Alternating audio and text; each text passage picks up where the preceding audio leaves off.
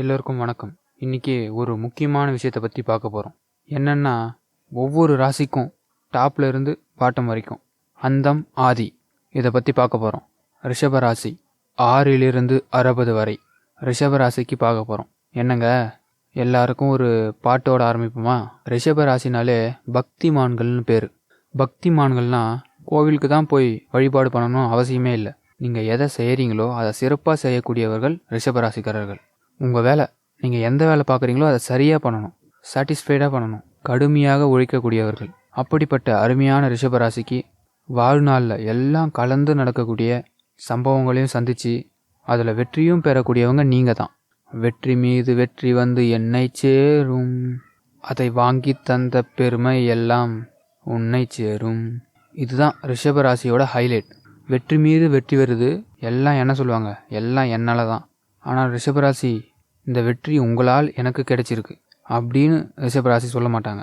ஆரம்ப கட்டத்திலிருந்து கடந்த 90-100 ஆண்டுகளாக பார்க்கும்போது தனித்துவமாக மற்றவங்க மனசில் இடம் பெறணும்னு, மற்றவங்க மனசில் இடம் பிடிக்க வேண்டும், தன்னுடைய கருத்துக்களை மற்றவங்களிடம் சொல்ல வேண்டும், மற்றவங்க எவ்வளோ பிரச்சனையில் இருந்தாலும் தன்னுடைய செயலை மற்றவங்க கிட்ட காமிக்கணும்னு அப்படின்னு எண்ணக்கூடிய, வாழ்வில் வெற்றி பெறக்கூடிய அத்தனை பேரும் ரிஷபராசியில் பிறந்தவர்கள். பெருமாளுடைய அனுகிரகம் பரிபூரணமாக இருக்கும்.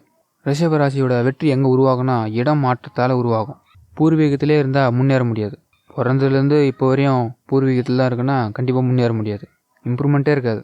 சின்ன வயசுலேயே நீங்கள் இடத்த மாறிடணும், அதான் சிறப்பு. இடம் மாற்றம் தான் உங்கள் வாழ்க்கையில் விஸ்வரூப வெற்றியை கொடுக்கும். இடமாற்றம் தான் உங்கள் வாழ்க்கையில் விஸ்வரூப வெற்றியை கொடுக்கும். அது மாதிரி உங்களுக்கு தலையீடுகள் யாரும் இருக்கக்கூடாது. உங்களுடைய ப்ளஸ்ஸு யாரும் தலையீடு இருக்கக்கூடாது. யாராச்சும் தலையீடு இருந்தால் முன்னேறவே முடியாது. சில பேர் பார்த்திங்கன்னா, ஜென்ஸுக்கு அவங்க வீட்டில் லேடிஸால் ப்ராப்ளமாக இருக்கும். அவங்க பேச்சை கேட்டு தப்பாக முடிவு எடுக்கிற வாய்ப்புகள் ஏற்படும். அப்போ வீட்டு பெண்களோட பேச்சு எப்போ கேட்கணும், கேட்குற மாதிரி கேட்டுட்டு நம்ம காரியத்தில் ஈடுபடணும். அப்போ தான் சக்ஸஸ் ஆவீங்க. ஆண்களுக்கும் அதே தான், பெண்களுக்கும் அதே தான். பெண் பிள்ளைங்களும் சரி, வீட்டில் அப்பாவோ அம்மாவோ யாராச்சும் சொல்கிறாங்கன்னா அதை கேளுங்க. ஆனால் உங்கள் மனசில் ஒன்று படுது பாருங்கள், அதை செய்யுங்க. அதில் நிறைய வெற்றி கிடைக்கும். வாய்ப்புகளை இழந்துட்டோமோ அப்படின்ற ஒரு எண்ணமே உங்களுக்கு உருவாகக்கூடாது. ஏன்னா அந்த சக்ஸஸ்ஃபுல்லான ஐடியாலாம் ரிஷபராசிக்கு கிடைச்சிரும். அதுக்கு நீங்கள் என்ன செய்யணும், பெருமாளை வழிபடணும். மகாலட்சுமியை பெருமாள் தன்னுடைய இதயத்தில் வச்சுருக்காரு. அவள் பெருமாளை ஆனந்தமாக தரிசனம் பண்ணுறவங்களுக்கு, அவருக்கு சேவை பண்ணுறவங்களுக்கு டெஃபினட்டாக பெருமாள் ஆகாயத்தில் விஸ்வரூபம் வெற்றியை கொடுத்து ஆனந்தத்தையும் கொடுப்பார். அதனால் ரிஷபராசி இன்னையிலேருந்து பெருமாள் வழிபாடை பிடிச்சிடணும். கோமாதா வழிபாடு அவசியம் செய்யணும்.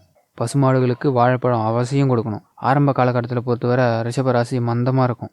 ஆனால் அறிவுபூர்வமாக செயல்படுவீங்க. எப்படின்னு கேட்டால், ஒருத்தவங்க ஒரு வேலை பார்த்துட்ருக்காங்கன்னா அந்த வேலையை என்ன செய்கிறாங்க, டைப்ரைட்டிங் மிஷின் அடிக்கிறாங்கன்னா அந்த டைப்ரைட்டிங் என்ன செய்யுது, என்ன சத்தம் கேட்குது, ஒரு மெக்கானிக் ஒரு வேலை பார்க்குறாருன்னா அவர் என்ன எடுத்துகிட்டு வந்தார், எதை செய்கிறாரு அப்படின்னு டெக்னிக்கலாக யோசனை பண்ணக்கூடியவங்க நீங்கள். அது மாதிரி ஒருத்தர் பேசுகிறாங்கன்னா அவங்க பேச்சை கேட்பீங்க. எப்படி பேசுனீங்க, எல்லோரும் சும்மா கைத்தட்டிட்டு போவாங்க, ஆனால் நீங்கள் அவங்க பேசுகிறத கேட்பீங்க. இப்படி ஆரம்பிக்கிற உங்கள் வாழ்க்கையில் முதல் காலகட்டம் கொஞ்சம் வறுமையில் இருந்தாலும், சில சிரமத்தில் இருந்தாலும், காலம் அப்படியே வளர வளர எளிமையாக முன்னேறக்கூடியவர்கள் ரிஷபராசிக்காரர்கள் ஆவார். எளிமையாக, ரொம்ப ஈஸியாக இன்னொருத்தவங்களுக்கு போட்ட சீட்டில் போய் நீங்கள் உட்காந்துடலாம். அது கடவுள் கொடுத்த கிஃப்ட்டு. ஆனால் அந்த சீட்டை கண்டுபிடிக்கணும், அதான் ப்ளஸ்ஸு. பக்கத்துலேயே சீட்டு இருக்கும், அதை விட்டு நம்ம ஆகாயத்தை பார்த்துட்டு இருக்கக்கூடாது. கடவுளோட கிஃப்ட்டு நம்ம தானே பயன்படுத்திக்கணும். அப்படி இந்த ரிஷபராசிக்கு வரும்போது எல்லாமே எளிதாக சீக்கிரமாக கிடைக்கும். அது மாதிரி ரொம்ப ஆசைகளும் இல்லாத ராசி ரிஷபராசி. அதனாலவோ என்னவோ தெரியல, கடவுள் உங்களுக்கு நிறைய யுக்திகளை கொடுத்துருவார். இந்த வழியில் போய் இந்த ட்ராக்கில் போ. ஒருத்தருக்கு மதுரை போகிறதுக்கு வழி தெரியாது, ஆனால் ரிஷபராசிக்காரருக்கு 2 வழி தெரியும். திருச்சி போய் மதுரை போகலாம், புதுக்கோட்டை போய் மதுரை போகலாம் அப்படின்னு. தஞ்சாவூர் தொடாமையும் மதுரை போகலாம். இது போல் 2 வழி ரிஷபராசிக்கு தெரியும். அதான் ரிஷபராசியோட பிளானிங். அப்படி நிறைய பிளானை கையில் வச்சுட்டு இந்த பிளானை நடக்காமல் உங்கள் பக்கத்தில் உள்ளவங்க நடத்தவே விட மாட்டாங்க. பக்கத்தில் இருக்கவங்க நல்லா இருந்தால் தான் உங்கள் லைஃப்பும் நல்லாயிருக்கும். பக்கத்தில் இருக்கவங்களால கெட்டது என்னன்னா ரிஷபராசி தான். உங்கள் பக்கத்துலேருந்து ஒருத்த கைத்தட்டனா நீங்கள் புகந்துடக்கூடாது. அவன் கைத்தட்டுறான் அவங்களுக்கு எல்லாமே தெரிஞ்சிடும் நினச்சிடவே கூடாது. அப்புறமா ஏமாற்றம் வந்துடும். அவனை ஒரு டம்மி பீஸாகவே வச்சுருக்கணும். கடைசி வரைக்கும் பக்கத்தில் இருக்கிறவனா டம்மி பீஸாகவே வச்சுருக்கணும். அப்போ தான் நீங்கள் சக்ஸஸ் ஆக முடியும். அது ஒரு சூத்திரம். எப்போவுமே இந்த வீடியோ பார்க்க சொல்ல ஸ்கிப் பண்ணாமல் பாருங்கள். ஏன்னா ஏதாச்சும் ஒரு இன்ட்டு கிடைக்கும் வாழ்க்கையில். அதனால தான் சொல்கிறேன். ஸோ என்னென்னா, கைத்தட்டுறவங்களை நம்பி எப்பவுமே போகக்கூடாது. உங்களை ஆனால் நீங்கள் பேசும்போதும் நீங்கள் பழகும்போதும் நீங்கள் சும்மா தான் பேசியிருப்பீங்க, அதுக்கே கை தட்டுவான் உங்களை புகழுற மாதிரி. ஆனால் அதுதான் உங்களோட வீக்னஸ். ஏமாந்துடக்கூடாது. அதாவது ஒரு பாட்டை ஞாபகம் வருது உங்கள் ராசி பார்த்த உடனே. அதாவது, மாபெரும் சபையில் நீ நடந்தால் உனக்கு மாலைகள் விழ வேண்டும், ஒரு மாற்று குறையாத தங்கம் இவன் என்று போற்றி புகழ வேண்டும். மாபெரும் சபையில் நீ நடந்தால் உனக்கு மாலைகள் விழ வேண்டும். மாற்று குறையாத தங்கம் இவன் என்று போற்றி புகழ வேண்டும். இது ஆக்டாக அப்படியே ரிஷபத்துக்கு வந்து உட்காரும். பெரிய பெரிய அறிஞர்கள், பெரிய பெரிய தலைவர்கள்லாம் இந்த ரிஷபராசியில் பிறந்தவர்கள் தான். அதனால தான் ஆணித்தரமாக சொல்கிறேன், ரிஷபராசிக்காரர்களுக்கு நீங்கள் சக்ஸஸ்ஃபுல் பர்சன். ஆனால் பக்கத்தில் இருக்கவங்க சரியா இல்லைன்னா நீங்கள் சக்ஸஸ்ஃபுல் ஆகவே முடியாது. அதனால் எதை கேட்கணும், எதை கேட்க வேணாம், எதை ஆராய்ச்சி பண்ணணும், எதை ஆராய்ச்சி பண்ணக்கூடாது, எங்கே எப்படி பேசணும், சத்தமாக பேசணுமா, பொறுமையாக பேசணுமா, இல்லை பேசவே கூடாதா, அதெல்லாம் பார்த்து பேசணும். அப்புறம் பார்த்தீங்கன்னா டக்குன்னு 36 38 வயசு ஆகிடும். இன்னும் சொன்னால் நம்ப மாட்டீங்க, 17 வயசுலேயே ஃபஸ்ட்டு ரூட் கிடச்சிரும் உங்களுக்கு. 17 வயசுலேயே உங்களுக்கு வாழ்க்கையில் வெற்றி ஸ்டார்ட் ஆகிடும். ஆனால் அப்போ மிஸ் பண்ணுறவீங்க, மிஸ் ஆகிடும், புரியாது.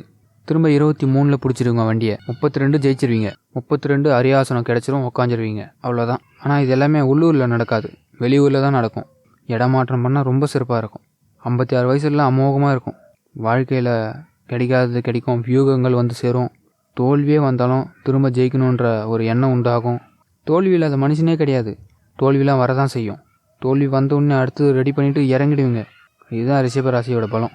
என்னங்க இவ்வளோ நடந்தது கொஞ்சம் கூட வருத்தப்படலையே, அதெல்லாம் இல்லை, திரும்ப ஆரம்பிச்சிருவீங்க. அது நடந்து போச்சு, என்னையா பண்ணுறது, அதுக்காக அழுதுனே இருக்க முடியும். அதனால் வா போவோம் அப்படின்னு சொல்லிட்டு இறங்கி களத்தில் இறங்கி விளையாடுவீங்க. 63 வயசில் அற்புதமான காலகட்டம். அது மாதிரி நிறைய பேர் உங்களை கேலி கிண்டல் செய்வாங்க, நிறைய பேர். ஆனால் அது உங்கள் காதில் வியாது, பின்னாடி பேசுகிறவங்க தான் எல்லாம். அவமதிப்பு என்ற வார்த்தைக்கு நிறைய அடி வாங்கினது நீ தான். அதெல்லாம் பேசிட்டோம் விடுங்க. ரிஷபராசி பார்த்து நிறைய பேர் கற்றுக்கணும். பொறுமையாக இருப்பீங்க, சிரிச்சுட்டே இருப்பீங்க. ஆனால் உங்களை பார்த்து கிழின்னு கேட்குறாங்க, நீங்கள் எதுவுமே செய்ய மாட்டீங்க. யாரெல்லாம் உங்களை பார்த்து கமெண்ட் பண்ணாங்களோ, கேலி கிண்டல் சேர்த்தாங்களோ, யாரெல்லாம் அவதூறாக பேசுனாங்களோ எல்லாரும் திரும்பி பார்ப்பாங்க. இதுதான் ரிஷபராசியோட ப்ளஸ். யானைக்கு இருக்கிற மூளை உங்களுக்கு இருக்குங்க. யானை ஒரு விஷயம் நடந்தால் மறக்கவே மறக்காது. ரிஷபராசி மறக்கவே மாட்டாங்க. மறதி இல்லாதவர்கள் நிறைய விஷயத்த ஞாபகம் வச்சுருப்பாங்க, மறக்கவே மாட்டாங்க.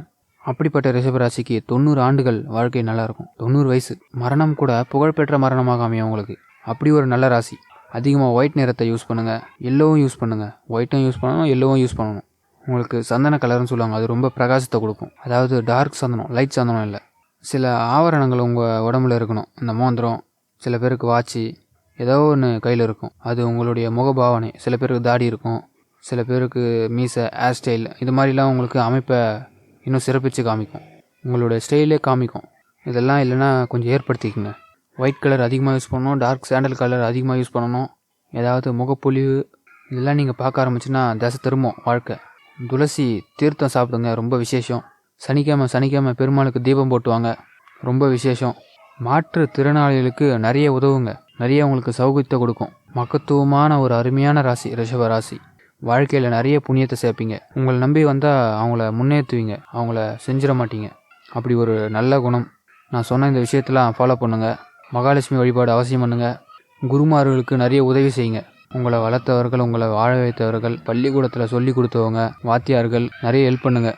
இதெல்லாம் உங்கள் வாழ்க்கையில் நிறைய ப்ளஸ்ஸை கொடுக்கும். ரிஷபராசிக்காரர்களே, உங்களுடைய ஏஜ்லேயே பார்த்தீங்கன்னா 19, 22, 31, 47, 59, 68, 74, 89 இதெல்லாம் கொஞ்சம் டேஞ்சராக இருக்கும், கொஞ்சம் கடுமையாக இருக்கும். கொஞ்சம் பார்த்துருங்க.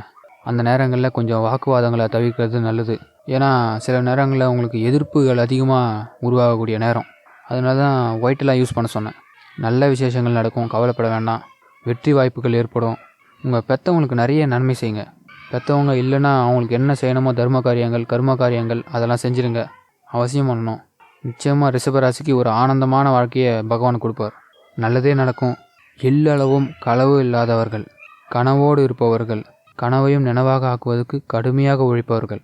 எதை பற்றியும் கவலைப்படாமல் முன்னேறிட்டே இருங்க. கடவுள் உங்கள் பக்கம் இருக்கார். நன்றி.